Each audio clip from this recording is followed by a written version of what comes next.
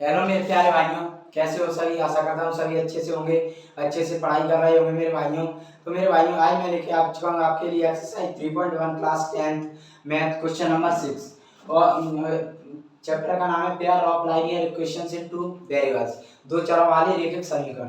तो दोस्तों मेरे भाइयों इसकी मैं मतलब इंट्रोडक्शन चैप्टर 3 का इंट्रोडक्शन इसकी मैं पढ़ा चुका हूँ। तो इसका मैं इस वीडियो के डिस्क्रिप्शन में चैप्टर 3 इंट्रोडक्शन का लिंक दे दूंगा। उसको आप पहले आप उसको देखना, उसके बाद मतलब इंट्रोडक्शन देखना, उसके बाद इन क्वेश्चनों को देखना।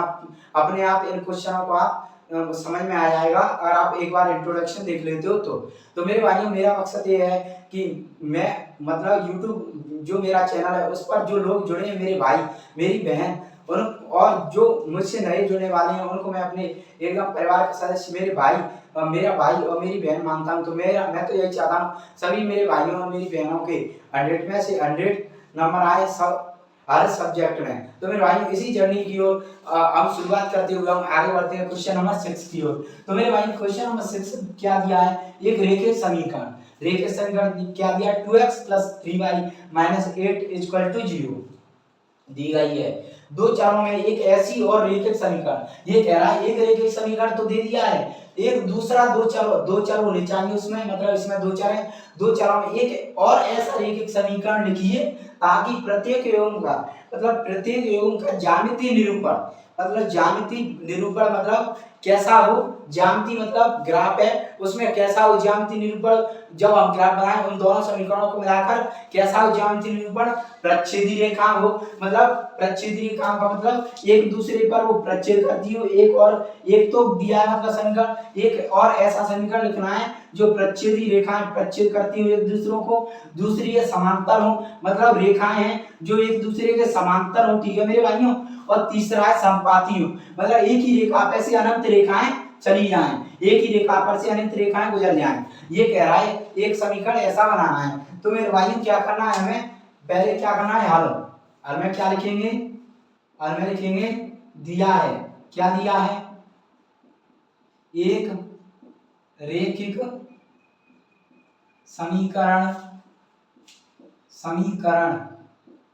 2x + 3y - 8 = 0।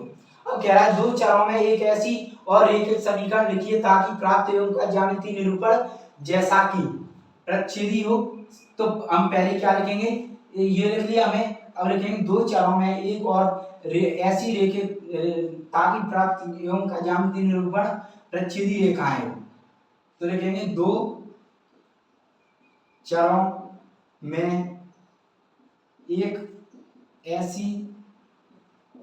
ऐसी और रैखिक समीकरण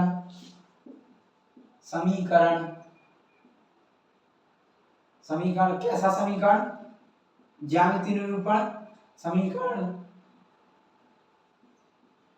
लिखना है ताकि ज्यामितीय या निरूपण पहले हम प्रच्छेदी के लिए प्रतिच्छेद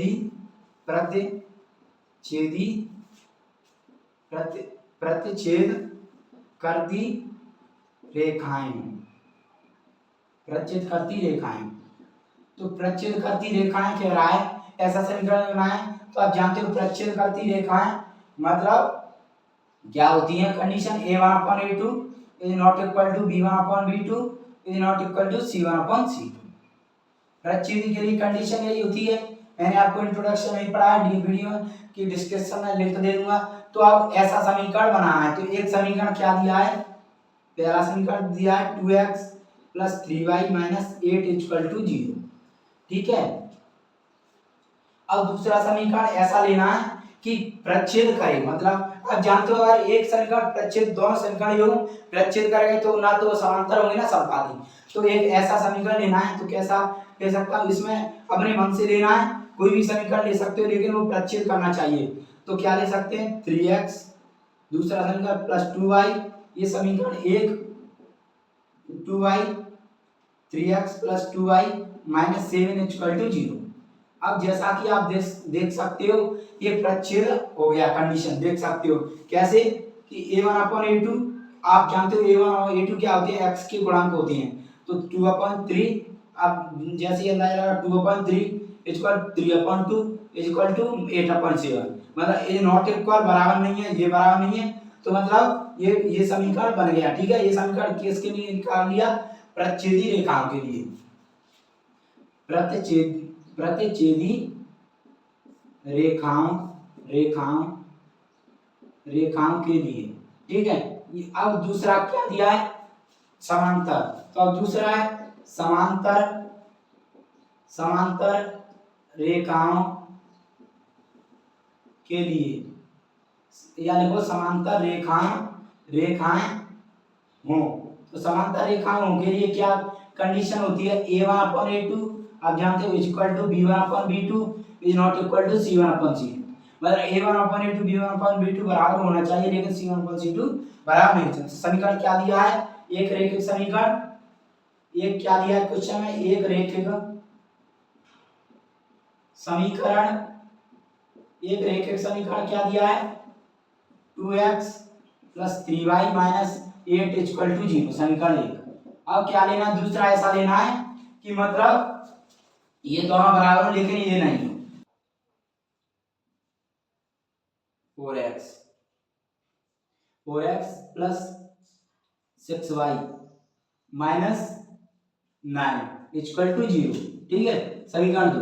अब जैसा कि आप देख सकते हो ये दोनों बराबर है, इसमें समांतर के लिए एक समीकरण बनाना था, तो समांतर के लिए एक समीकरण बनाओगे तो मतलब ये दोनों बराबर होना चाहिए, तो ये दोनों बराबर हैं, कैसे देखो, 2/4 इक्वल टू x का गुणांक, ये a1/a2, a1 क्या होता है x का गुणांक, दूसरे समीकरण में a2 x का गुणांक, 3/6 और ये क्या है 8/9, तो क्या है 2 एकम 2 2 दूनी 4, 3 एकम 2 3 दूनी 6, तो 1/2 1/2 ये तो बराबर है, इज नॉट इक्वल टू 8/9, ऐसा ही हमें निकालना था।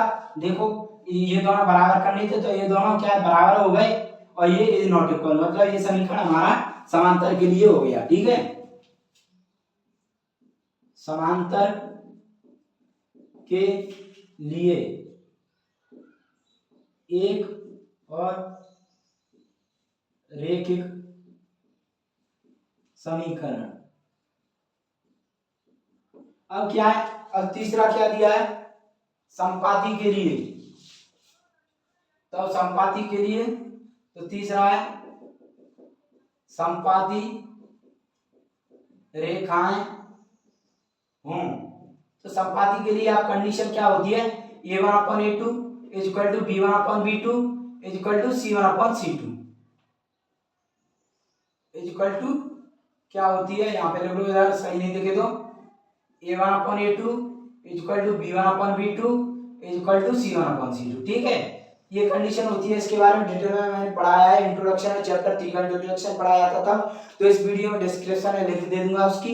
तो अब क्या है ऐसा समीकरण, तो समीकरण क्या दिया है, एक समीकरण क्या दिया है, एक दिया हुआ, ऐसे लिखो, दिया हुआ एक रैखिक समीकरण, दिया हुआ एक रैखिक समीकरण क्या दिया है भाई मेरे भाइयों, क्या दिया है, 2x + 3y - 8 इक्वल टू 0, ये दिया है। ठीक है, ये समीकरण एक दिया है, समीकरण एक 2x + 3y - 8 इक्वल टू 0, समीकरण एक। अब समीकरण दो कैसा लाना है, मतलब तीनों बराबर लानी है, तो मैं क्या कर सकता हूँ, ये क्या करूँ, 6x लिख सकता हूँ यहाँ पे, तो 2 एकम 2 2 दूनी 6 2 3 6, मतलब plus 9y minus 24 equal to 0। अब देख सकते हो ये दोनों अगर समीकरण, इस कहने का मतलब ये था, ये कह रहा था कि इस समीकरण से दूसरा ऐसा समीकरण बनाओ जो समपाती रेखाएं प्रदर्शित करता हो, तो समीकरण हमारा बन गया, कैसे देखो, ये तीनों बराबर होने चाहिए, तो क्या दिया है इधर समझो, क्या दिया है 2/x 6 3/9 और 8/24, क्योंकि माइनस से माइनस कट जाएगी। 2 एकम 2, 2 तीन 6, 3 एकम 3, 3 त्रिक 9, 8 एकम 1, 8 8 3 24, मतलब 1/3 तीनों में बराबर आए, क्योंकि माइनस से माइनस कट जाएगी। तो तीनों में बराबर आ रहा है तो क्या है, ये तीनों बराबर आ रही है, तो a1/a2 b1/b2 c1/c2 मान बराबर है, तो ये बराबर है, तो क्या है, ये संपाती हो गया। मतलब ये समीकरण संपाती के लिए सही है। ठीक है, आप कुछ भी ले सकते हो, लेकिन ये संपाती रेखाएं बनना चाहिए, मतलब इन दोनों से मिलाकर। तो ये क्या हो गया, संपाती रेखाएं का समीकरण। तो हमने ये तीनों संपाती, समांतर और प्रच्छेदी रेखाएं एक समीकरण से दूसरा समीकरण ज्यामिति निरूपण लेके बना लिए। तो मेरे भाई समझ में आया होगा, तो लाइक करना, शेयर करना, चैनल को सब्सक्राइब करना। Thank you.